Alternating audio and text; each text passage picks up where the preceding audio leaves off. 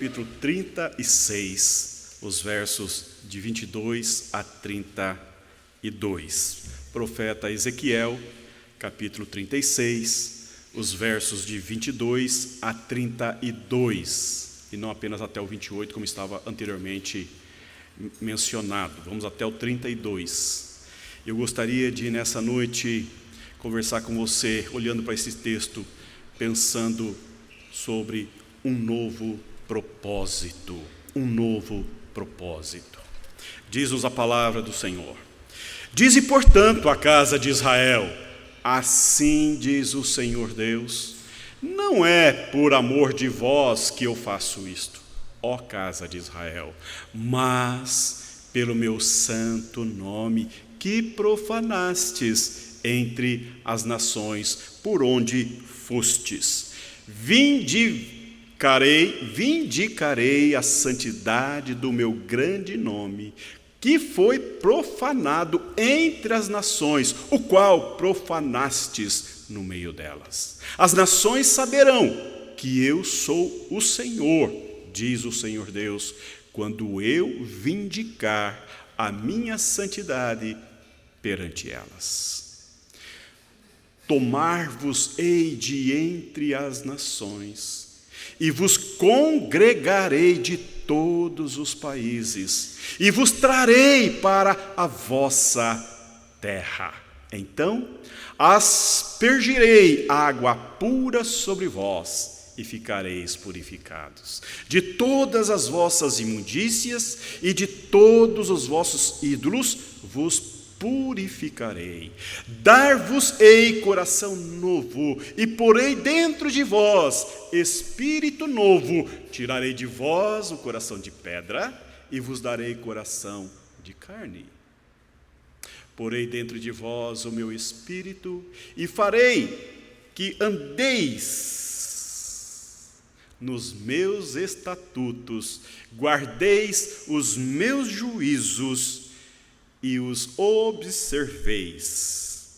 Habitareis na terra que eu dei a vossos pais, vós sereis o meu povo, e eu serei o vosso Deus. Livrar-vos-ei de todas as vossas imundícias, farei vir o trigo e a multiplicarei, e não trarei fome sobre vós.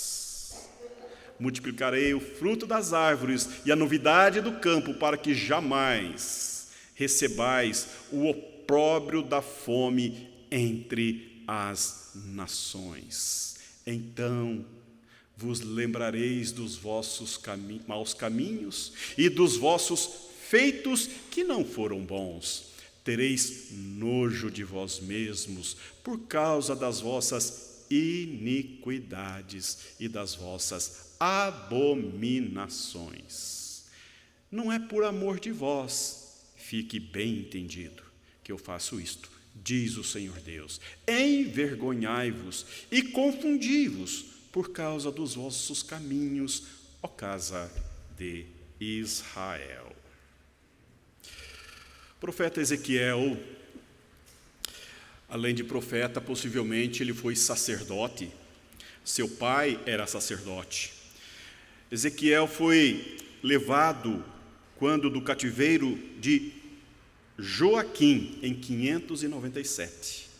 Homem da corte, assim como Daniel, que foi levado em 605, conforme 2 Reis, capítulo 24. Eles foram contemporâneos na Babilônia, Daniel e Ezequiel. Daniel era palaciano e Ezequiel, líder dos cativos no campo. Ao mesmo tempo, Jeremias, que era contemporâneo também desses dois profetas, pregava ainda em Jerusalém. Ezequiel é o primeiro profeta em terra estranha, claro que excetuando Jonas, que foi instigado a proclamar, embora esporadicamente. Mas Ezequiel seguramente é o primeiro profeta que exerceu o profetismo fora de Israel. Seu ministério começou aos 30 anos. E depois da ida de Ezequiel, 10 anos depois da ida de Ezequiel para a Babilônia, em que Jerusalém foi destruída. Ele morava no Reino do Norte, em Israel. Judá ficou ainda 10 anos, 3 anos sitiadas, e depois então foi levada cativo.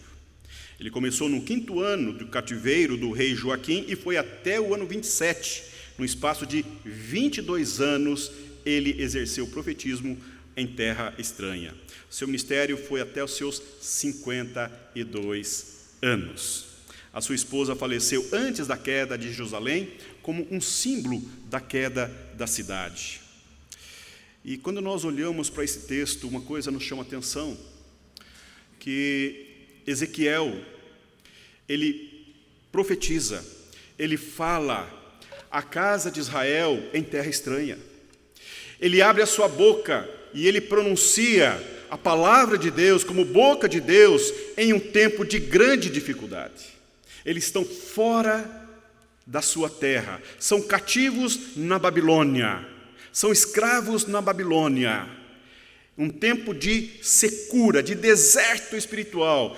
Os processos religiosos foram todos desconstruídos. Eles não tinham ânimo, não tinham possibilidades de estruturar uma religião a Deus em terra estranha. Não havia condição emocional, não havia condição moral, não havia condição espiritual. O povo estava derrotado, fracassado, abatido, sentindo-se que foram abandonados, foram punidos e abandonados por Deus em terra estranha. E nesse tempo de caos, nesse tempo de deserto, nesse tempo de profunda tristeza, de falta de esperança, de uma desesperança que abate sobre o povo, Deus levanta o profeta Ezequiel como boca do Senhor em terra estranha para proclamar a restauração do Senhor.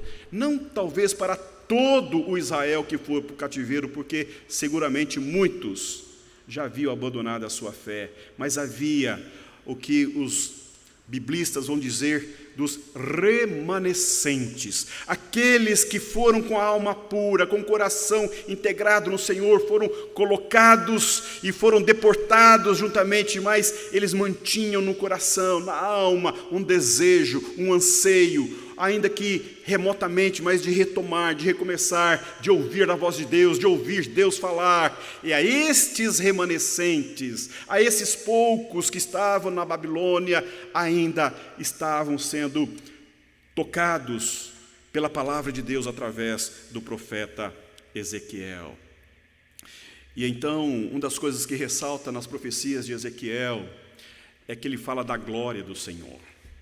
Ele fala da presença de Deus, ou da presença da glória de Deus, 3 vezes ele menciona a glória de Deus. Ele fala da glória de Deus em Israel, ele fala da glória de Deus no cativeiro, e ele fala da glória de Deus de novo em Jerusalém. Ele está falando pela primeira vez de que a glória de Deus se manifesta não apenas no templo, já não é mais um espaço físico. Deus agora se manifesta ao seu povo, não no templo, mas onde o povo está. Não como nação, mas como um remanescente do povo de Deus. E esta é a grande palavra que Deus traz a este povo que está com grande dificuldade espiritual, grande dificuldade de retomar e tocar a sua vida ali naquela terra. Um escritor chamado Munari, comentando esse texto, ele explica um pouco sobre isso, sobre essa nuvem da glória de Deus. Eu queria ler para vocês. Envolto numa grande nuvem, aproxima-se um turbilhão de fogo. Dentro dele distingue-se, de baixo para cima, 4 viventes que sustentam uma espécie de firmamento, semelhante a um cristal resplandecente. Em cima desse firmamento está sentado em trono um ser com aparência humana, envolto em esplendor de elétron e de fogo. O sacerdote compreende. É algo semelhante à glória do Senhor. Ao vê-la, cai com o rosto em terra. Ou seja, ele tem essa visão, ele tem essa experiência, ele tem essa revelação da glória do Senhor no cativeiro. E isto move as suas entranhas para anunciar ao povo a palavra do Senhor. Eu queria então nessa noite olhar para esse texto nessa perspectiva de um novo propósito. Deus está oferecendo para o seu povo cativo na Babilônia, o povo de Israel, um novo significado da sua história, reescrevendo uma nova história, recomeçando com o seu povo, ainda que os remanescentes. Deus está conduzindo-os a um novo propósito depois do cativeiro. E em primeiro lugar, o que nos chama a atenção nesse texto é o que está no versículo 22, é a santidade de Deus. Veja o que diz o versículo 22. Dize, portanto, à casa de Israel: assim diz o Senhor Deus, não é por amor de vós que eu faço isto, ó casa de Israel, mas pelo meu santo nome, que profanastes entre as nações, para onde fostes. Esse texto, obviamente, é um texto da aliança. E, meus irmãos, vocês sabem que a base da aliança de Deus com o seu povo não é a obediência do povo. A base, o que sustenta a aliança de Deus com o seu povo, é o próprio Deus, é a pessoa de Deus, é o seu caráter, é aquilo que Ele é, como ser de Deus, na sua autoexistência, na sua infinitude, na sua eternidade, na sua glória, na sua santidade, na sua justiça, no seu amor, na sua perfeição. É no caráter de Deus, é na pessoa de Deus que está a base da aliança de Deus com o seu povo, não na obediência do povo para com Deus. Muito embora a obediência, claro, é uma requisição que Deus imputa ao povo neste concerto, nessa aliança, de andarem segundo os mandamentos e os preceitos do Senhor. Havia uma exigência da obediência, mas a base da aliança não se sustentava na obediência do povo, e sim no caráter do Deus Todo-Poderoso. E aqui é muito importante nós compreendermos acerca do que Deus está falando aqui a este povo. Ele está dizendo: não é por amor de vós que eu vou restaurar vocês, ó casa de Israel. Não, é pelo meu nome. É pelo meu nome. É pelo meu nome. Você sabe que o povo hebreu, o povo de Israel, não pronunciava o nome completo de Deus. Eles tinham uma reverência, eles tinham um temor, eles tinham um cuidado, eles tinham um zelo ao pronunciar o nome Yahvé. Então houve uma construção de uma diminuição do nome de Deus para Javé. Então os biblistas, os que escreveram o texto, eles vão colocar no lugar do nome Yahvé, eles colocam a abreviatura do nome de Deus, que chama-se Javé. Apenas o sumo sacerdote poderia pronunciar o nome completo de Deus, dos Santos, uma única vez. Por quê? Porque o nome de Deus é santo, porque o seu caráter é santo. Deus zela pelo seu nome, Deus cuida do seu nome, porque o seu nome está implícito a sua glória, a sua santidade, a sua justiça, a sua perfeição, o seu amor. E Deus está deixando claro: não vou restaurá-los, não vou restaurar, ó casa de Israel, não vou colocá-los de volta para a terra, não vou movê-los apenas porque eu vos amo. Eu vos amo, ele não está dizendo que não ama, mas a razão primeira é o amor e o zelo que ele tem pelo seu próprio nome, e isto é extraordinário.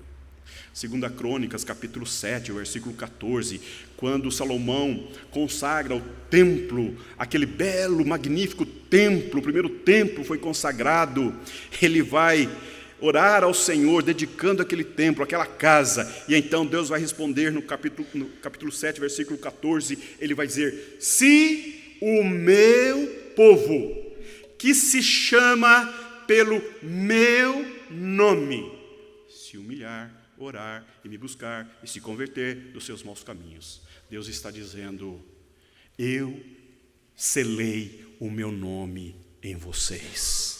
A identidade de vocês está intrinsecamente ligada ao meu caráter, à minha pessoa. Vocês são o meu povo e eu vos dei o meu nome. O meu caráter está posto para o meu povo, o meu nome lhes emprestei. E agora Deus está dizendo, não é por amor a vocês, mas pelo zelo do meu nome. E aí, meu irmão? Aí, minha irmã, eu quero dizer para você nessa noite que nós adoramos um Deus. Nós adoramos um Deus que zela pelo seu nome.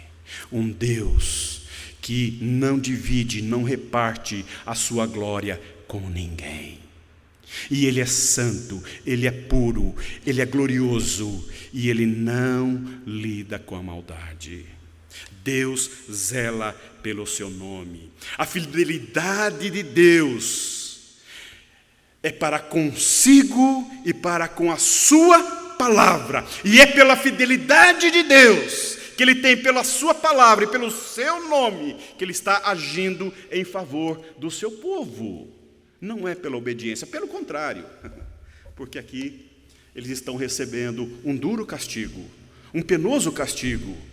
Se você conhece a história de Israel, desde o reino dividido, e foram décadas e décadas e décadas em que os reis, os líderes, fracassaram flagrosamente em conduzir o povo diante da glória e da majestade de Deus.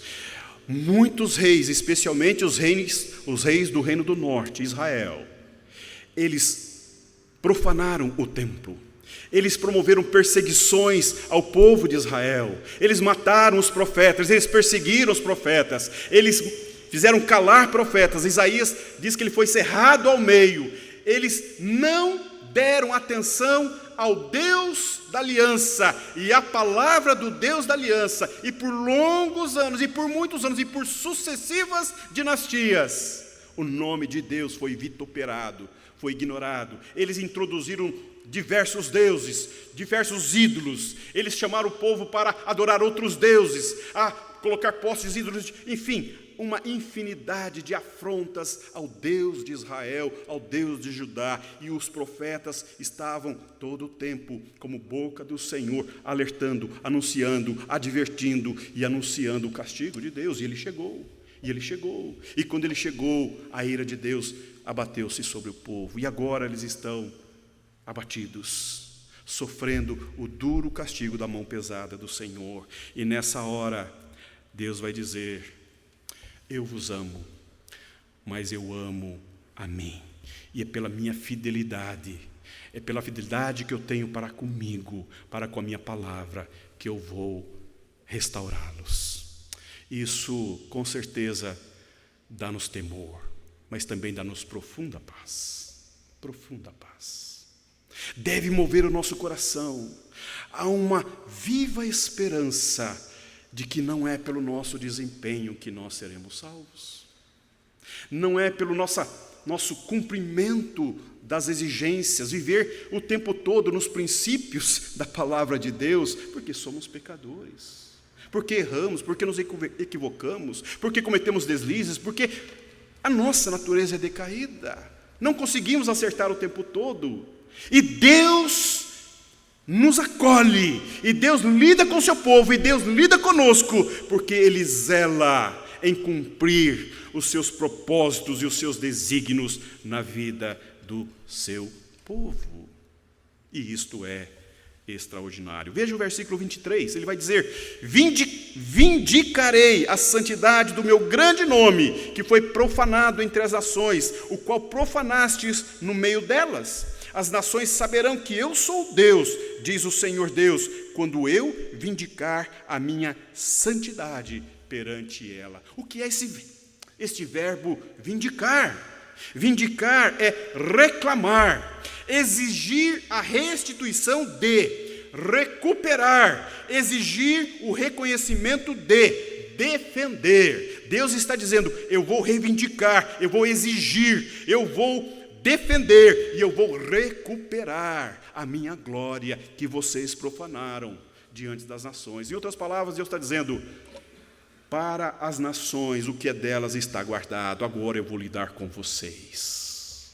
Porque Deus é o Deus de toda glória, é o Deus de todo poder. E a segunda ideia que eu vejo nesse texto, que é importante nós realçarmos, é a restauração da santidade do povo de Deus. E isto é glorioso, isto é extraordinário, isto é motivo de viva esperança para aquela geração e para nós. Veja o que Deus vai dizer no versículos 24 e 25. Tomar-vos-ei de entre as nações, e vos congregarei de todos os países, e vos trarei para a vossa terra. Então aspergirei água pura sobre vós, e ficareis purificados. De todas as vossas imundícias e de todos os vossos ídolos vos purificarei. Deus está dizendo de um rito de purificação. Um rito de purificação. Ele fala que Ele vai remover as imundícias, e Ele vai remover todos os ídolos, e Ele então vai purificar. E como Ele vai purificar? Com água pura. Com certeza Deus está trazendo à memória do povo de Israel os ritos de purificação que estão todos descritos nas leis mosaicas, em Números, em Deuteronômio, em Levítico. Deus está dizendo: vocês serão purificados. O que nos chama a atenção é que Deus está dizendo, é um recomeço, é uma restauração. É como se Ele está dizendo: de novo estou lidando com um caos no meio do meu povo. Gerou um caos, um deserto, um nada, uma inconsistência. Todos os processos diluíram, se acabaram, e agora Deus está colocando as suas mãos santas, mãos de Criador, mão de um excelente restaurador, mão de um Deus que purifica, que toca, e o que Ele toca santifica, e o que Ele toca Ele limpa, Ele purifica, porque as suas mãos são santas, e a água que Ele usa, Ele diz que é águas limpas, água pura, como o nosso Deus puro é. Ô meu irmão, eu quero dizer para você nesta noite que a salvação, a obra da salvação, não tem nenhuma contribuição humana. É tão importante nós compreendermos isto. É obra de fé. É obra de fé. Porque todas as iniciativas partem de Deus, o nosso Criador. Partem de Deus, do céu dos céus, do seu alto trono como Criador. É Ele que move as suas mãos, é Ele que move, é Ele que inclina o seu coração, é Ele que se inclina para tomar iniciativas em favor do seu povo. Se hoje você está aqui nesta igreja em adoração, não foi porque sua motivação pessoal o trouxe, mas foi porque a glória, o poder, a presença do Espírito de Deus que habita em você o trouxe para a presença do Senhor em culto de adoração. Este é nosso entendimento, este é nossa compreensão, porque é Deus que move, é Deus que toma iniciativa. Ninguém vai a Jesus Cristo se Deus não enviá-lo a Jesus Cristo. Ninguém vai à conversão se o Espírito de Deus não convencê-lo da justiça, do juízo e do castigo de Deus, porque Deus é que toma toda a iniciativa para com o seu povo. E isto precisa ficar bem claro para nós. Porque esse Deus que nos escolheu, esse Deus que nos chamou, esse Deus que nos colocou o nome dEle em nós, em Cristo Jesus, nos lavou, nos purificou, nos transformou, esse Deus continua essa boa obra que começou em nós, porque esse Deus é fiel em cumprir os seus desígnios na vida do seu povo. Isso para nós deve gerar conforto e esperança, porque não é pelo nosso desempenho, não é pela nossa performance, não é pelos nossos procedimentos de ritos de religião, mas tem a ver com iniciativas eternas, santas e puras do Pai das luzes que toca a nossa vida. E aqui Ele está dizendo que Ele vai recomeçar, Ele vai restaurar, como Criador, Ele está recriando, e Ele começa com esse processo de purificação, de limpeza, de remoção de tudo aquilo que não agrada, que não tem a ver com a santidade de Deus. Ação de purificação é uma ação de Deus na vida do povo de Deus. E o terceiro ideia que eu vejo nesse texto é um novo ressignificado. Se nós vamos ter uma restauração da santidade, nós também teremos um novo ressignificado. Veja os versículos 26 a 28. Dar-vos-ei coração novo, e porei dentro de vós espírito novo. Tirarei de vós o coração de pedra, e vos darei coração de carne. Porei dentro de vós o meu espírito, e farei que andeis nos meus estatutos. Guardeis os meus juízos, e os observeis. Habitareis na terra que eu dei a vossos pais. Vós sereis o meu povo, e eu serei o vosso Deus. Veja os verbos que são utilizados na primeira pessoa aqui, nesta palavra de Deus através do profeta. Ele diz: dar-vos-ei, porei dentro de vós, tirarei de vós, darei, porei dentro de vós, e farei com que andeis. Isto tem a ver com uma atividade recriadora, é uma atividade restauradora. Ele está dando um ressignificado para a vida do povo de Deus, aquele povo que estava sem esperança, abatido, prostrado, abandonado, sentindo-se alienado de Deus. A boca do profeta Ezequiel vem como oásis àquele povo e diz: o meu coração ainda está com vocês. As minhas mãos vão tocá-los, os meus olhos estão sobre vocês, vocês me pertencem, vocês são os meus, e eu vou continuar a tocá-los com as minhas próprias mãos. É um novo começo, é um novo rumo, é uma nova vida, são novas perspectivas, são novos horizontes que se apresentam para aquele povo. Eu quero dizer para você nessa noite, mamãe, eu quero dizer para você nessa noite, papai, que tem chance para o seu filho, tem chance para o seu cônjuge.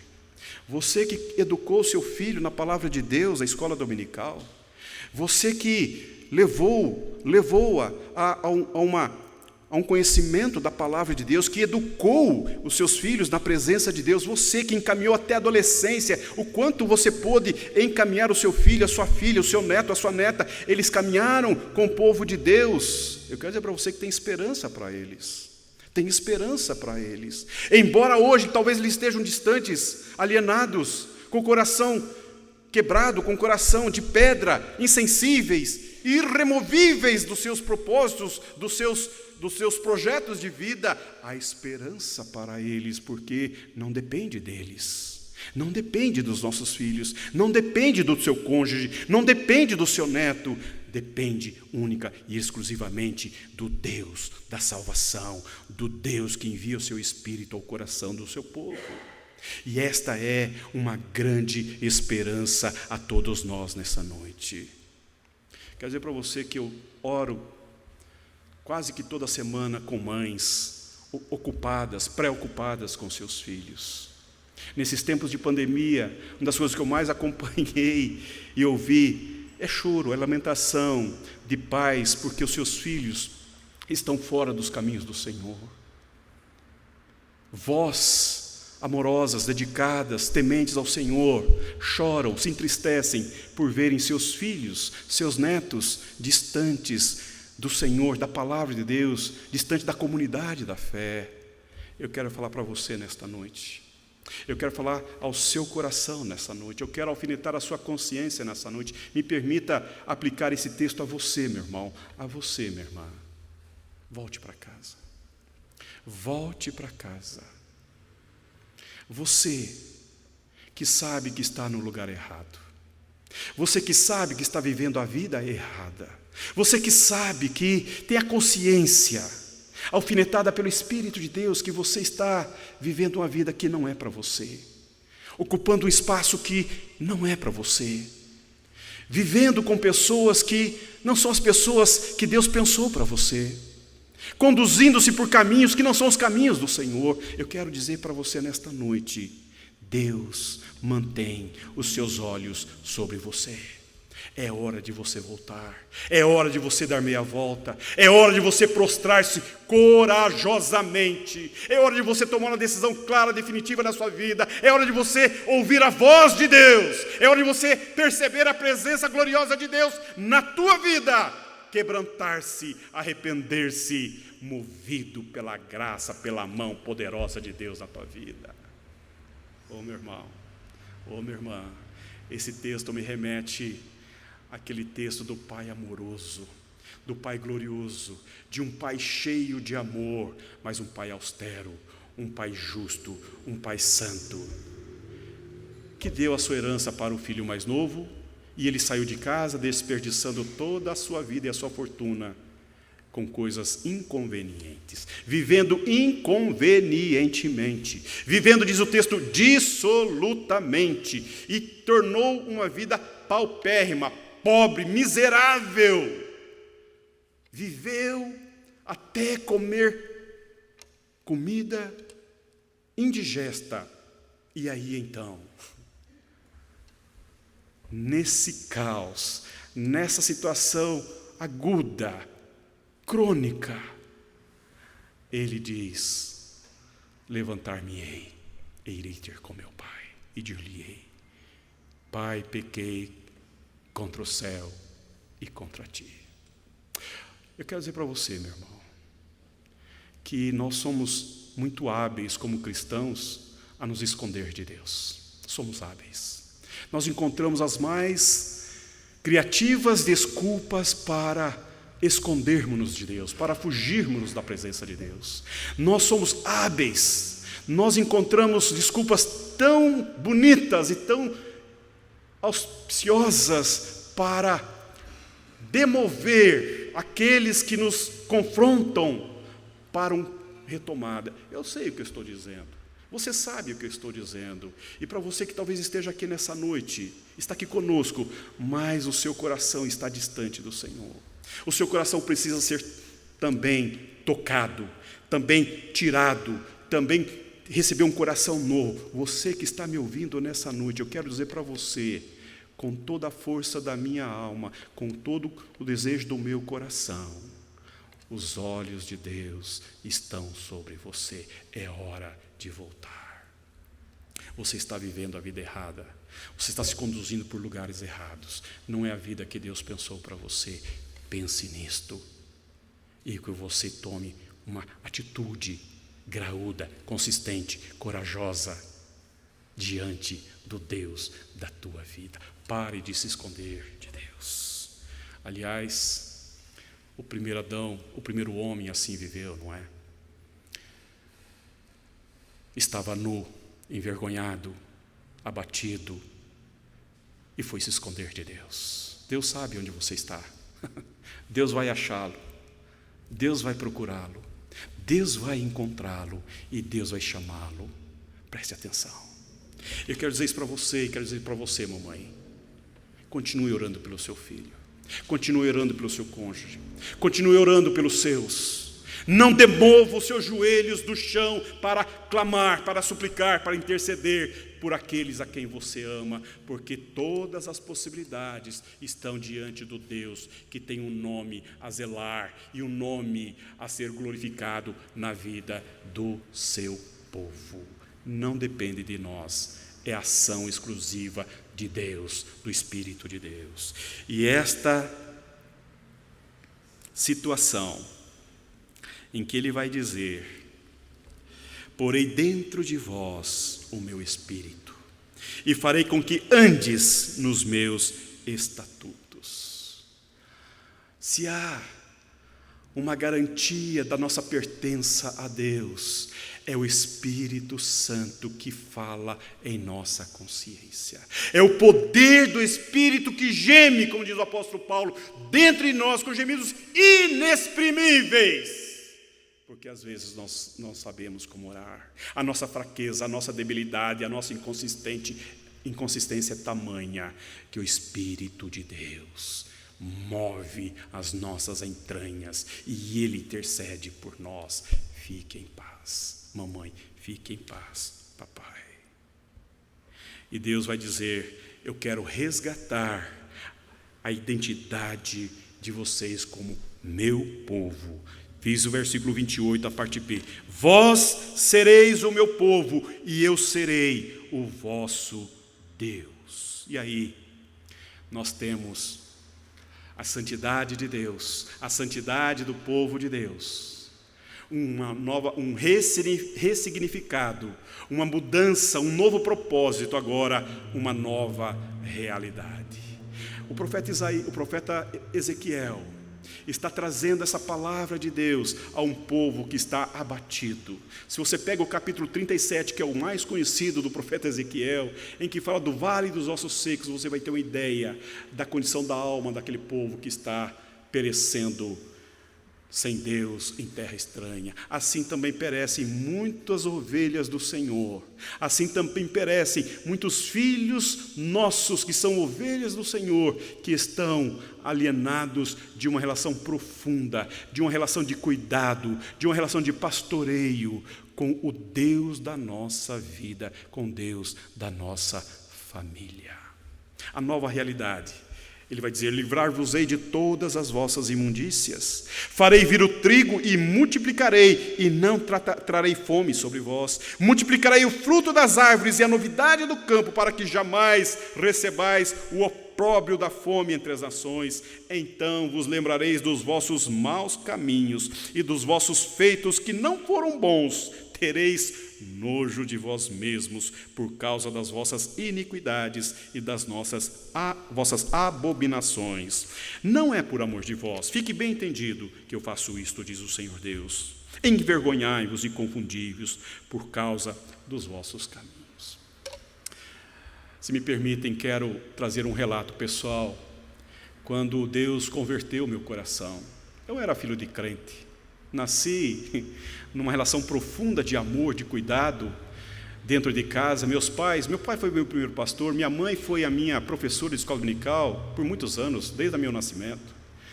A minha casa era uma extensão da igreja, a igreja é uma extensão da minha casa. Tive essa experiência profunda da graça de Deus desde cedo, na minha infância, na minha vida, na minha adolescência.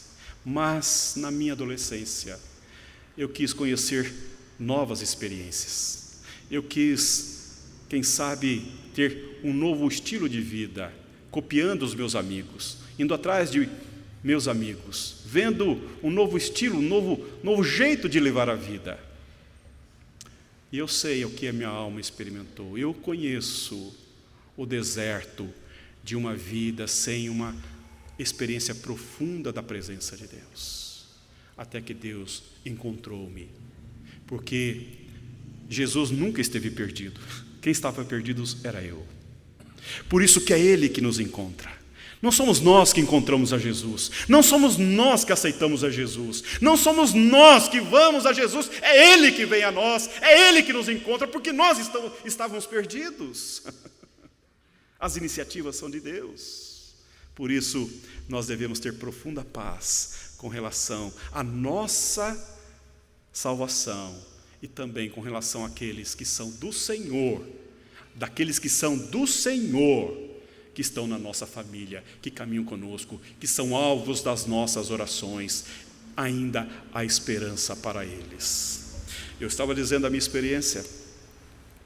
Logo após minha conversão, eu queria muito retomar antigos vínculos, ir a determinados lugares, andar com determinadas companhias.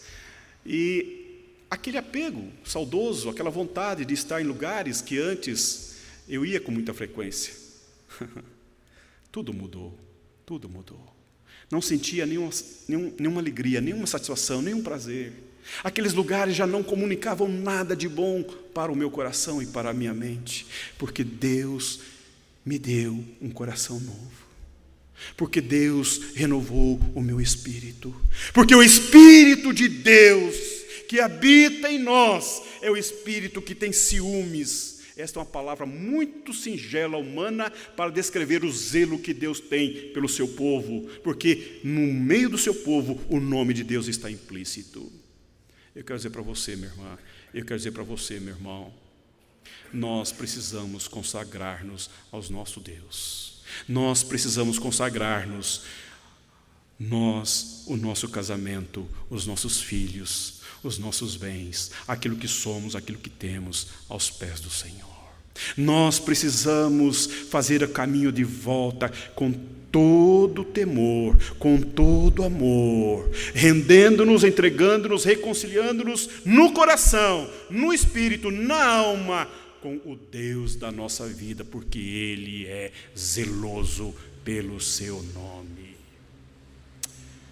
Quero dizer para você que o mal dentro de casa não vem com anúncio de trombetas e fogos de artifício. Ele entra sorrateiramente.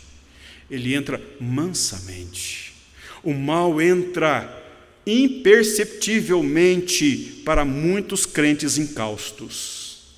As artimanhas do mal são inúmeras. Ele vai desconstruindo, ele vai minando, ele vai desconstruindo verdades, ele vai colocando mentiras, falseando a verdade com mentiras, ele vai pegando as partes mais inconsistentes do lar, da família, as brechas que nós vamos deixando, e o mal vai sorrateiramente minando e desestruturando as relações familiares e as estruturas espirituais da casa. E nessa noite eu quero dizer para você, cuidado, meu irmão. Cuidado, meu irmão, para a sua casa não ruir.